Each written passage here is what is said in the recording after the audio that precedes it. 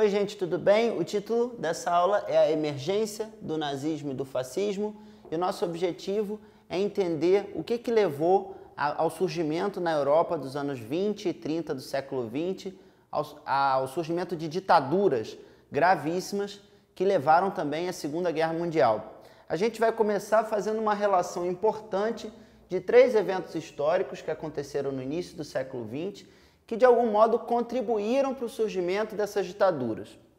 O primeiro deles é a Primeira Guerra Mundial. O conflito que aconteceu entre 1914 e 1918 deixou muitos países arrasados, especialmente a Alemanha, que sofreu com o Tratado de Versalhes, que colocava uma série de punições a esse país pela destruição da guerra. Então, por exemplo, o Tratado de Versalhes impedia que a Alemanha tivesse força aérea. O Tratado de Versalhes colocou multas pesadas aos alemães, diminuiu o território, fez uma série de sanções, de punições pelo envolvimento no conflito.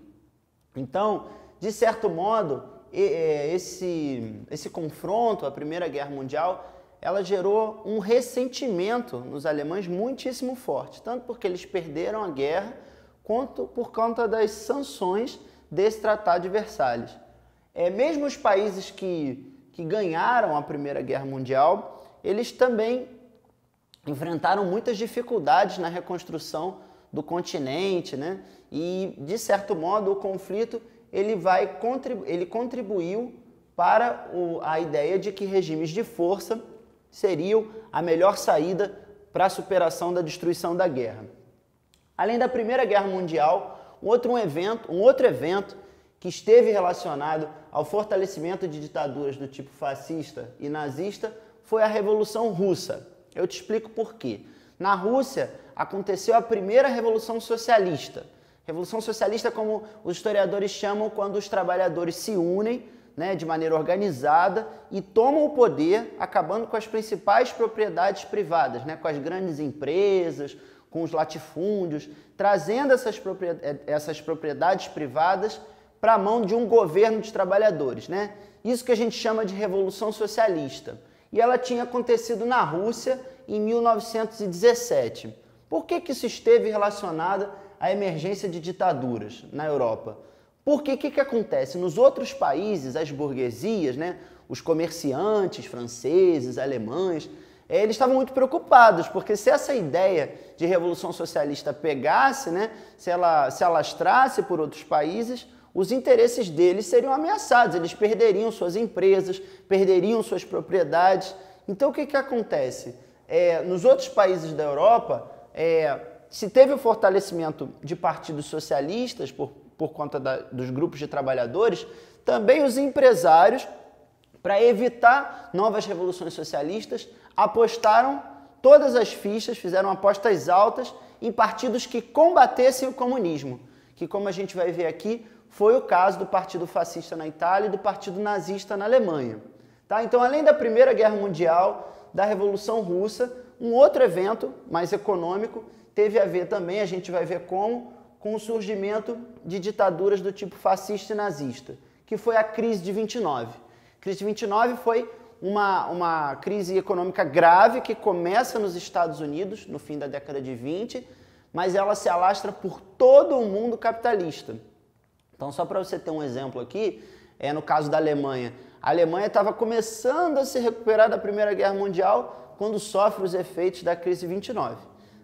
Então, também a crise econômica que se instaurou na Europa a partir do fim dos anos 20 contribui para o surgimento de governos fortes, porque essas ditaduras diziam que iam tirar o país da crise, iam colocar novamente as economias nos eixos. Então, existe uma relação histórica de maneiras diferentes, mas esses três grandes eventos históricos, eles estão relacionados ao surgimento de ditaduras na Europa desse tipo. Quando os historiadores falam de ditaduras de tipo fascista ou nazista, eles estão querendo dizer um conjunto de características específico que surge nessa época na Europa. É importante você estar atento porque existem ditaduras de outros tipos, e não pode ter confusão. Vamos dar uma olhada aqui nesse conjunto de características que essas ditaduras tiveram, que aconteceram na Itália e na Alemanha. Primeira característica muito forte para a gente entender. Tanto o nazismo, que aconteceu na Alemanha, quanto o fascismo, que foi mais forte na Itália, mas também se alastrou para outros países, ele defendia a militarização da sociedade. Isso quer dizer o seguinte, quem era nazista ou fascista, em geral, fazia as reuniões do partido vestido em trajes militares, por exemplo. Os nazistas e os fascistas combinavam desfiles armados pelas ruas da Europa e acreditavam que aquela forma de disciplina, aquela forma de organização do exército, ela deveria ser estendida a toda a sociedade. Então, tanto o regime nazista quanto o regime fascista acreditavam bastante que a sociedade deveria ser quase como um exército e acreditavam que o investimento pesado em armamentos era necessário para a afirmação do poder desses países no mundo. Esse é um primeiro aspecto desse tipo de ditadura. Outro que foi comum, a ideia de um nacionalismo exacerbado, ou seja, muito, né? Tanto o nazismo alemão quanto o fascismo italiano insistiam muito que a pátria era superior, que sacrifícios tinham que ser feitos pela pátria e tinha um forte sentimento de amor ao próprio país. Né? Às vezes, quando eu falo isso, o aluno fala assim, mas o que isso tem de ruim? O que acontece é que, frequentemente, quando você afirma a sua nacionalidade, você desfaz de outras nacionalidades, né? Ou seja, você diz que outras nacionalidades são menos. Né? Então, no caso das ditaduras nazista e fascista, esse nacionalismo servia para se afirmar diante dos outros países. Outra característica muito importante dessas ditaduras foi o anticomunismo. Então a gente diz que o nazismo e o fascismo, eles combateram o comunismo nos países onde eles aconteceram. Por isso, aqui vale uma observação, é que em geral as burguesias, os comerciantes, eles fecharam com os nazistas e com os fascistas, ou seja, eles apoiaram os nazistas e os fascistas. Eles tinham muito medo que acontecesse uma revolução socialista pela Europa, além da Revolução Russa. Né? E aqui vale fazer um outro esclarecimento. Né? Se o socialismo e o comunismo a gente considera de esquerda, o nazismo e o fascismo são caracterizados como de direita, justamente porque eles são anticomunistas. Né? Eles são contra os movimentos de trabalhadores, eles são contra a esquerda. Então, não fazer essa confusão é importante. Outra característica muito clara desses dois regimes, o autoritarismo, uma centralização de poder muito grande na mão do líder e do governo e a imposição de doutrinas e pensamentos sobre o restante da sociedade. Tanto o regime nazista na Alemanha quanto o regime fascista na Itália fizeram ditaduras, faziam censura, ou seja, impedia de circular na imprensa notícias que fossem contra o governo, perseguia opositores políticos, às vezes assassinava quem era contra o governo. Essa era outra característica muito forte. Mais uma, era o culto ao líder. Tanto no caso da Alemanha quanto da Itália, acreditavam que o líder desses dois países era uma espécie de entidade superior, um ser muito importante. Lá na Alemanha, Adolf Hitler. Na Itália, Benito Mussolini aparecia nas propagandas do regime como se fosse o grande guia da nação. Esses dois tipos de regime também eram regimes de partido único, ou seja, não podia se filiar a outro partido, onde tinha nazismo e fascismo. Na Itália era só o partido fascista, na Alemanha era só o partido nazista, não existindo, portanto, democracia, né? E uma característica específica do nazismo, ou seja, né, da ditadura alemã, era o racismo, um forte apelo racista. Eles acreditavam que os alemães, ao invés de serem um povo, eles eram uma raça muito forte. Eles acreditavam isso. E a perseguição a judeus, chamado também de antissemitismo.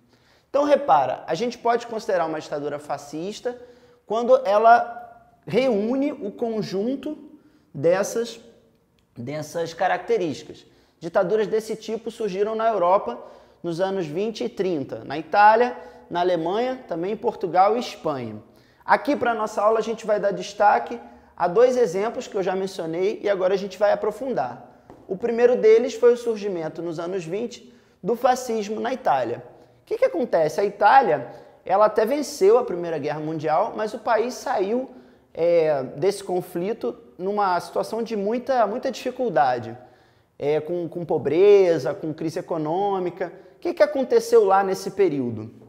Os partidos de esquerda, influenciados pelo sucesso da Revolução Russa, o Partido Comunista, o Partido Socialista, eles crescem de importância, ganham mais adeptos. Então o que os fascistas fazem? Com o apoio dos empresários, né, eles organizam um partido que a principal bandeira é ser contra o comunismo. Vamos entender aqui, vale sempre lembrar isso. O comunismo defende, né, os partidos comunistas defendiam que houvesse revoluções de trabalhadores. Isso não era do interesse dos empresários. Imagina, perder toda a riqueza deles para os trabalhadores. Por isso, os empresários apoiam Benito Mussolini, que era o líder dos fascistas, com toda a força, né? O que acontece? Os fascistas vão crescendo de importância, fazem um desfile na cidade de Roma, que ficaria conhecido como Marcha sobre Roma, desfilam armados, sem nenhum tipo de timidez, afirmando seu poder publicamente. Então acontece um evento inusitado. As autoridades, ao invés de repreenderem esse ato de demonstração de força, uma marcha na capital do país, o rei ele escolhe Benito Mussolini para ser o primeiro-ministro, para ser a figura que representa a política do país. A partir daí, os fascistas só crescem e transformam a Itália numa ditadura do tipo fascista, com essas características que a gente detalhou aqui. Na Alemanha, o caminho foi parecido. O país sentiu muitos efeitos da crise de 29 e os nazistas, diante de um país que está em desemprego, em inflação, com a moeda desvalorizada, eles prometem que um governo forte vai tirar o país da crise. Então, no momento que a crise atinge a Alemanha, no finalzinho dos anos 20 e no início dos anos 30, o partido nazista dispara em popularidade e eles são eleitos. Na verdade, Adolf Hitler foi escolhido primeiro-ministro. No poder como primeiro-ministro, eles tramam um incêndio no parlamento do país, um incêndio criminoso, põem a culpa nos comunistas para garantir uma ditadura. E isso acontece. Adolf Hitler, no início dos anos 30, já é um ditador na Alemanha e põe em prática toda essa receita fascista aqui, né? O fascismo alemão, a gente dá esse nome de nazismo. Toda essa receita nazista, né? De militarização, de nacionalismo exacerbado, de anticomunismo, persegue quem é contra o governo e faz uma perseguição especialmente voltada aos judeus. Para encerrar, outra coisa que é muito importante para falar a respeito da emergência dessas ditaduras, das ditaduras desse tipo, nazista e fascista, é que isso teve influências, desdobramentos no resto do mundo. Vários movimentos em outros lugares do planeta surgiram tendo como inspiração as ditaduras em Itália e Alemanha. Dei o exemplo aqui já de Portugal e Espanha, que tiveram regimes de inspiração fascista. No Brasil teve a Ação Integralista Brasileira, que era uma espécie de nazismo verde-amarelo, era muito parecido. E mesmo o governo de Vargas, que não era um governo fascista, tinha algumas diferenças, tornou-se uma ditadura e se mostrou em alguns momentos simpático ao regime da Alemanha e da Itália. Para encerrar, eu às vezes tenho alunos que me perguntam assim, professor, por que você toda vez que fala tão abertamente contra as ditaduras, especialmente contra o nazismo e contra o fascismo?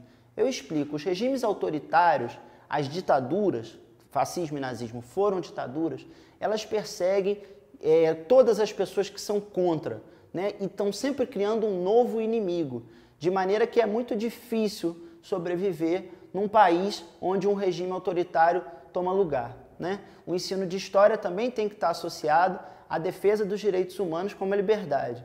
Por isso a gente tem que ser sim contra as ditaduras, tá certo? Um abraço e até a próxima vez.